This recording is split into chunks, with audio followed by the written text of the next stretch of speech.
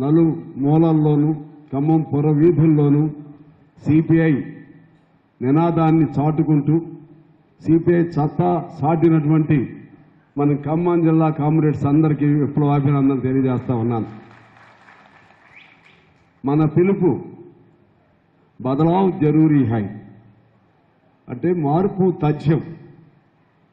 ఇది సామాన్యులకు అది పిలుపు, కానీ మన కమ్యూనిస్టు శ్రేణులకు అది సమర నినాదం, సింహ గర్జన, సమర భేరి. బదలావ్ జరూరీ అని కూర్చుని అంటే కుదరదు, కూర్చుంటే మార్పు రాదు. బదలావ్ జరూరీ హై అని ఒక సింహనాదం చేసుకుంటూ, సింహ గర్జన చేసుకుంటూ ఇవాళ భారతదేశంలో నలుమూలల లక్షలాది గ్రామాలని అనేక సంవత్సరాల తర్వాత ఈ విధమైనటువంటి చైతన్య యాత్ర, పాదయాత్రల ద్వారా కదిలించినటువంటి ఏకైక పార్టీ భారత కమ్యూనిస్ట్ పార్టీ ఈ దేశంలో. చాలా మంది అంటారు, మీరు బదలావ్ జరూరీ హై అంటే మీరు మార్పు రావాలంటే వస్తుందా అని. వస్తుంది. సిపిఐ ఏ పిలిపిస్తే అది విజయవంతం అవుతుంది. ఇది పక్కా. సిపిఐ కార్మికుల కోసం చట్టాలు కావాలంటే చట్టాలు వచ్చాయి, రైతుల కోసం భూ సంస్కరణ చట్టం కావాలంటే వచ్చింది, కమ్యూనిస్ట్ పార్టీ రుణం మాఫీ చేయాలంటే రుణం మాఫీ అయింది. ఏ పిలుపిచ్చినా సరే కమ్యూనిస్ట్ పార్టీ ఒక అంకిత భావంతో ప్రజల కొరకు ఇచ్చే నినాదం కాబట్టి అది విజయవంతం అవుతుంది. ఆనాడు స్వాతంత్ర పోరాటంలో సైతం కమ్యూనిస్టులు పాల్గొన్న తర్వాతే, కమ్యూనిస్టుల అమరత్వం తర్వాతే గాంధీజీ, నెహ్రూ లాంటి వాళ్ళు, వల్లభాయ్ పటేల్ లాంటి వాళ్ళు, లేకపోతే సుభాష్ చంద్రబోస్ లాంటి వాళ్ళు, భగత్ సింగ్ లాంటి వాళ్ళు ఒకవైపు ఉంటే, మరోవైపు తెలంగాణ సాయుధ పోరాటం, అటు స్వాతంత్రం కావాలి, తెలంగాణ విముక్తి కావాలని చెప్పి అమరులైన వాళ్ళు ఇక్కడ ఉన్నారు. కేరళలో పున్నప్రా వైలార్ లాంటి చోట అమరులైనటువంటి వాళ్ళు ఉన్నారు. బెంగాల్లో తెబాగా ఉద్యమంలో అమరులైనటువంటి వాళ్ళు ఉన్నారు. అదేవిధంగా అసలు సిసలైనటువంటి ఒక చెచ్చర పిడుగులాగా కమ్యూనిస్టు భావజాలంతో ఉరికమ్మ వెక్కి మొన్న కానీ మన పిల్లలు కానీ ప్రోగ్రాం దాన్ని ఏమంటారు, బొద్దెంకలా కాక్రోచ్చింది తెలుగులో ఏమంటారు, మొన్న బొద్దింకలుగా పిల్లల్ని ఎట్లా మన విద్యార్థులు జమ చేశారో ఆ రోజు భగత్ సింగ్, రాజగురు, సుఖదేవులు కమ్యూనిస్టు మన కమ్యూనిస్టు ఐడియాలజీతో ఉరికమ్మ ఎక్కి కోట్లాది మంది యువకులకు ప్రేరణ ఇచ్చింది ఒక కమ్యూనిస్ట్ అయినటువంటి భగత్ సింగ్ అనేది నేను మీకు మనవి చేస్తా ఉన్నాను. ఈవెన్ ఆజాద్, చంద్రశేఖర్ ఆజాద్ ఆయన కమ్యూనిస్టే. ఇంకా మనం చరిత్రలోకి వెళ్తే చరిత్ర పుటల్లో కొంతమంది పేర్లు పైకి కనపడతాయి, చరిత్ర పుటల్లో పత్రిక మన పుస్తకాల్లో కనపడకపోయినా చరిత్ర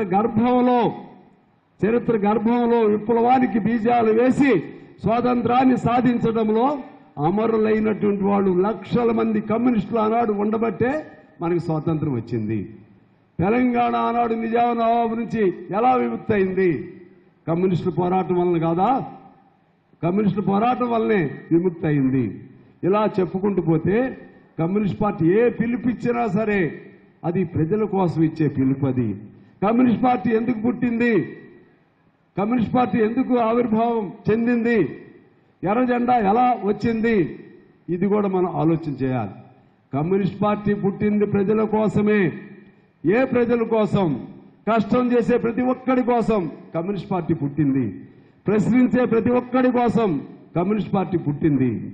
ఆ విధమైనటువంటి ప్రశ్నించేటువంటి, కష్టం చేసేవాడి కోసం, లేకపోతే వాడి కష్టానికి ప్రతిఫలం కావాలనే నినాదంతో, దోపిడీ లేనటువంటి, అసమానతలు లేనటువంటి సమాజం కావాలనే నినాదంతో పుట్టిన కమ్యూనిస్ట్ పార్టీ కాబట్టి 100 ఏళ్లు బ్రతికున్నది ఈ దేశంలో.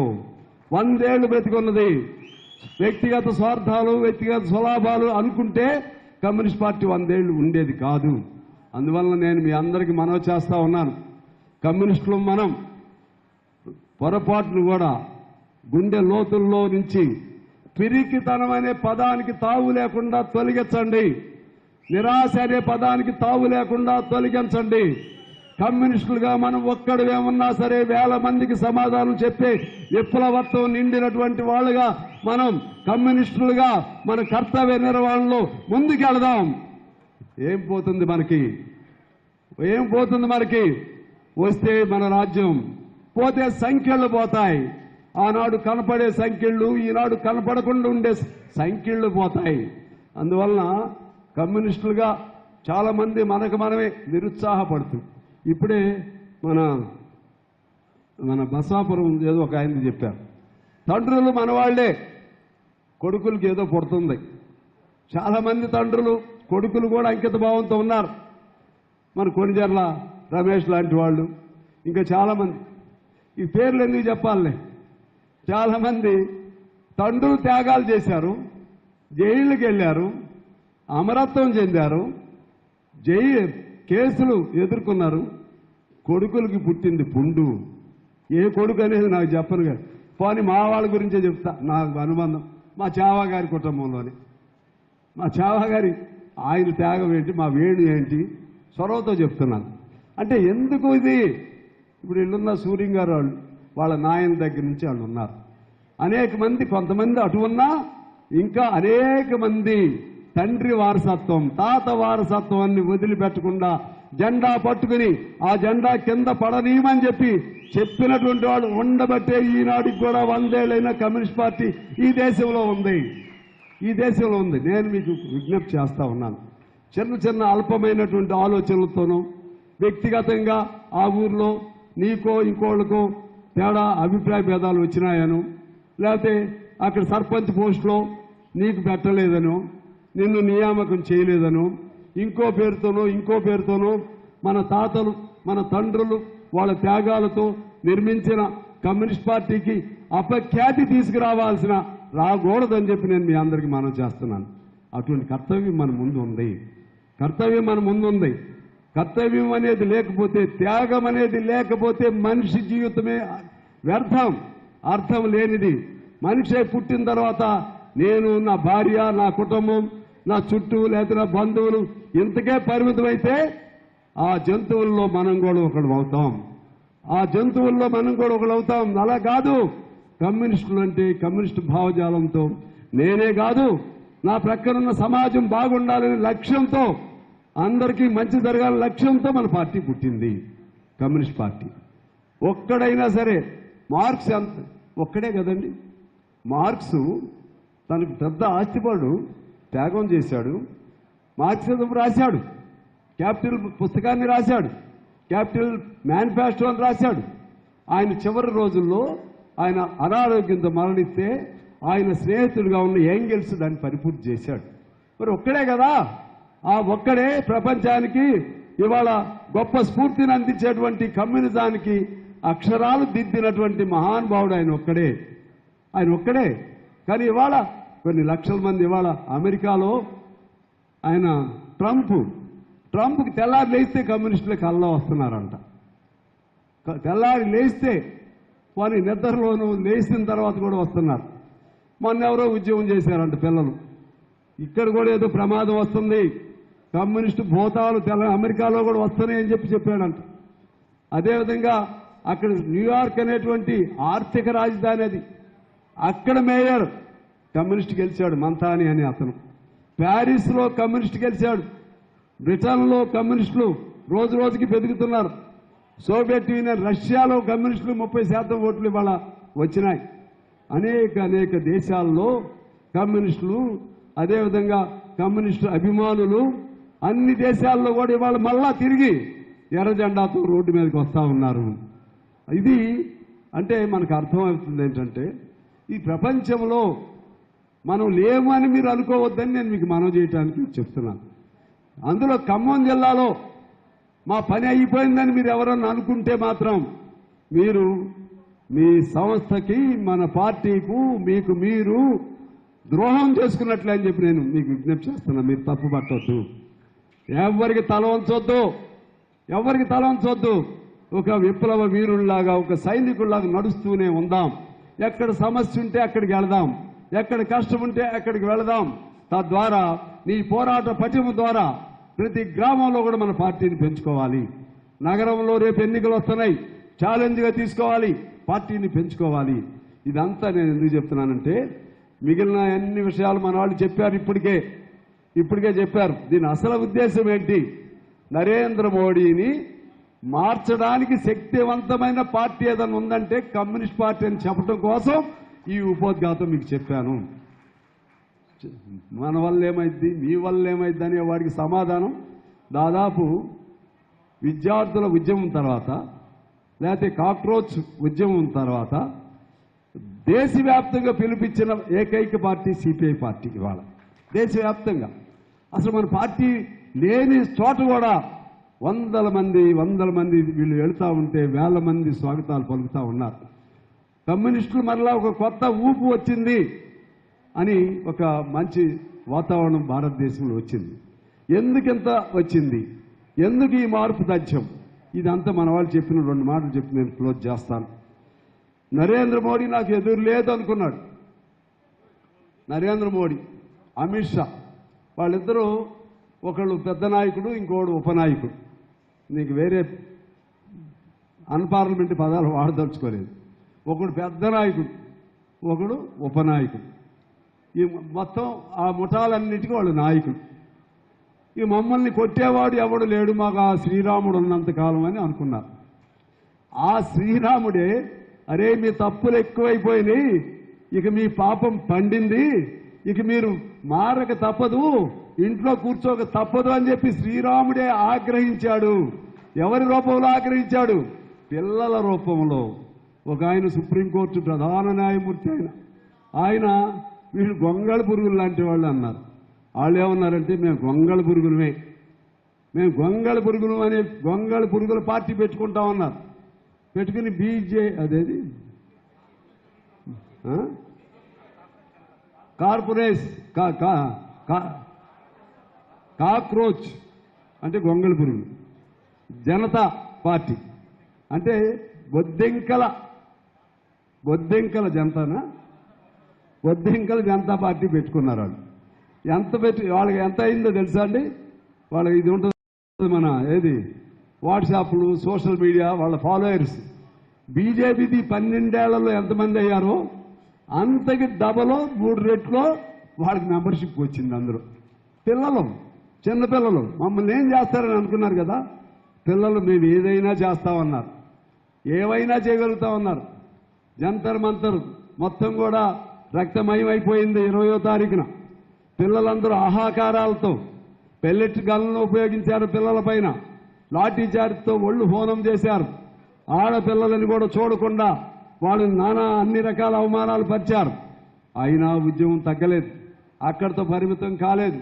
అది దేశంలో నలుమూలలా వచ్చేసింది. దాంతో మోడీ గారికి అప్పుడు జ్ఞానోదయం అయింది. జ్ఞానోదయం అయ్యి ఆ ధర్మేంద్ర ప్రధాన్ అనే వాడిని రాజీనామా చేపించాడు. ఇంకా మీ డిమాండ్స్ ఏమున్నాయో పరిష్కారం చేస్తానన్నాడు. అప్పుడు రైతులకు కానీ క్షమార్పణ చెప్పినట్టుగా మళ్ళా ఏమన్నాడు? విద్యార్థులు, చిన్నపిల్లలు, మన పిల్లలే, మీకు ప్రశ్నించే హక్కు ఉంటుంది, మీరు ప్రశ్నించండి. మరి ప్రశ్నించండి అనే వాళ్ళని లాఠీలతో ఎందుకు కొట్టించావు? 20 మంది ఎందుకు చచ్చిపోయారు? ప్రశ్నాపత్రాలు ఎందుకు లీక్ అయితే వాళ్ళ మీద యాక్షన్ ఎందుకు తీసుకోలేదు? అందులో నీట్ ప్రశ్న పరీక్షలు. మన పిల్లలు కూడా చాలా మంది డాక్టర్ కోర్సు చదువుకుంటున్నారు. ఇక వాళ్ళ జీవితాలు ఏం కావాలి? 20 మంది మరణించారు. దానికి ఎవడు బాధ్యత వహించాలి? నరేంద్ర మోడీ దానికి సమాధానం చెప్పట్లేదు. పిల్లలు మన పిల్లలే కాబట్టి తప్పు చేశారు, నేను క్షమిస్తున్నాను అన్నాడు. పిల్లల్ని క్షమిస్తున్నాడంట. పిల్లలు ఏమన్నారు తెలుసా? నువ్వేంటి మమ్మల్ని క్షమించేది?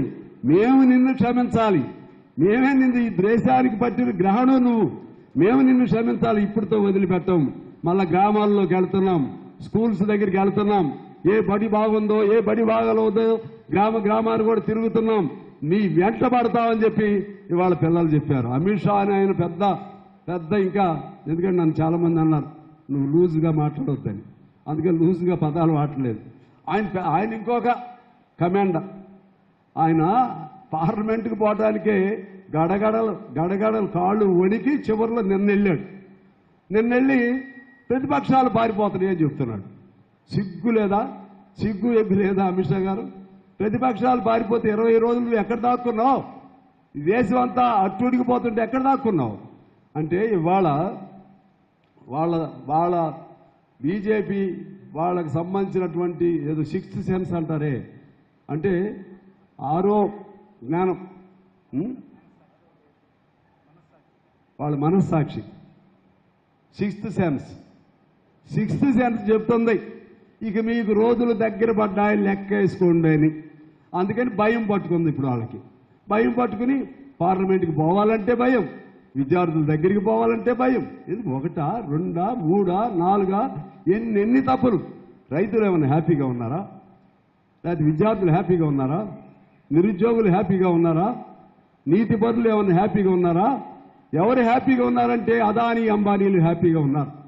అమెరికా వాడు మన పిల్లలకు బేడీలేసి పంపించినా కూడా నోరు మెదపటం చేతకానటువంటి ఒక పిరికి ప్రధానమంత్రి ఈ దేశం, 140 కోట్ల జనాభా కలిగి ఈ దేశం అటువంటి ప్రధాని కలిగి ఉండటం మన దురదృష్టం అని చెప్పి ఇవాళ ప్రజలు గగ్గోలెత్తుతా ఉన్నారు.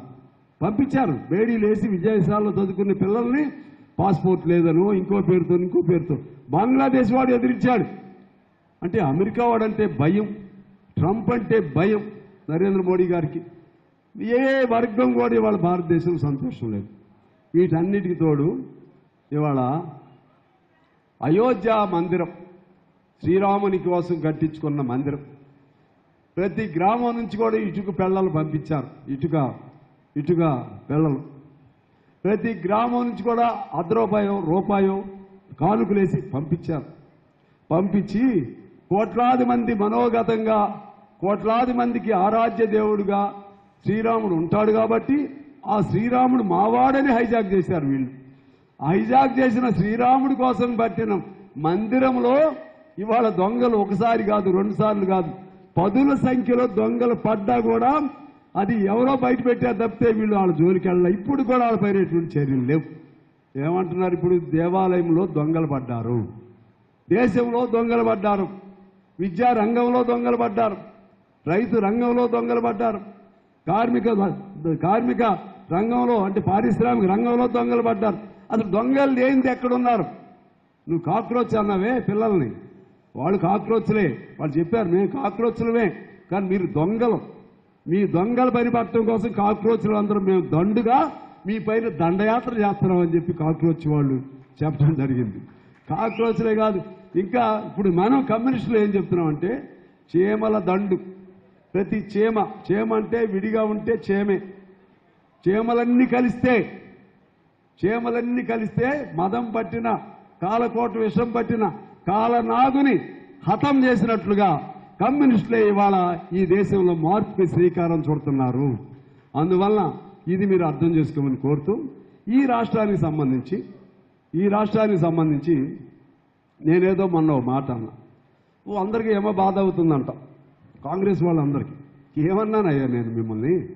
ఏమన్నాను నేను మిమ్మల్ని ఏం అనలేదు. మా గురించి మేము చెప్పాం. అంటే వీడు ఒక్కడే కమ్యూనిస్టు, ఒక్కడే ఎమ్మెల్యే అంటే కూడా మేము ఊరుకోవాలా? ఒక్కడే ఎమ్మెల్యే ఆ పోస్ట్ కోసం మా పార్టీ మా శ్రేణుల మనోభావాలను తాకట్టు పెట్టాలా? మాకు లేవా? మా పార్టీ పుట్టుకు దేనికి? మా జెండా దేనికి? జనం సమస్యలపైన మేము మాట్లాడొద్దా? అంటే కమ్యూనిస్టులు ఒక సీటు తీసుకుని కుక్కీల పేర్లలాగా ఉంటారని మీరు ఏమన్నా అనుకుంటున్నారా? సమస్య లేదు. ఈ సీటు ఉంటుంది, పోతే పోతుంది. కానీ మనకు కావాల్సింది ప్రజలు, మనకు కావాల్సింది కష్టజీవులు. మనం పోరాటం చేసేది దోపిడీదారులకు వ్యతిరేకంగా. అందువలన మనం ఏం అనలేదు, జనరల్గా అన్నాం. వాళ్ళలాగా మీరు చెయ్యొద్దయ్యా అని చెప్పాం. ఇప్పుడు కూడా చెప్తున్నాం, వాళ్ళలాగా మీరు చెయ్యొద్దు, మీరు ఉండాలనే కోరుకుంటున్నామని చెప్తున్నాం. ఎందుకనంటే వాళ్ళని ఓడించాం కదా, బీజేపీని ఓడించాము, బీఆర్ఎస్ని ఓడించాము. అప్పుడు బీఆర్ఎస్ కేసీఆర్ కూడా కమ్యూనిస్టులు లేనిదే లేదు అన్నాడు. తర్వాత మునుగోడులో గెలిచాడు, కమ్యూనిస్టులు దేముందలే అన్నాడు. కమ్యూనిస్టులు దేముందలే అన్నారు కాబట్టి మనం ఏమన్నామంటే కమ్యూనిస్టులది ఉందా లేదా అనేది రేపు మునుగోడు ఎన్నికల తర్వాత తెలుస్తుందని చెప్పి, మునుగోడు కాదు, మునుగోడులో సపోర్ట్ చేశాం.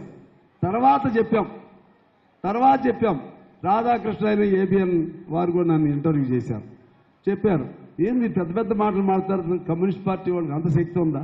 మీరు చూడండి, రేపు కేసీఆర్ను ఓడించే వాళ్ళు ఎవరయ్యా అంటే సిపిఐ వాళ్ళమే ఓడిస్తున్నాము.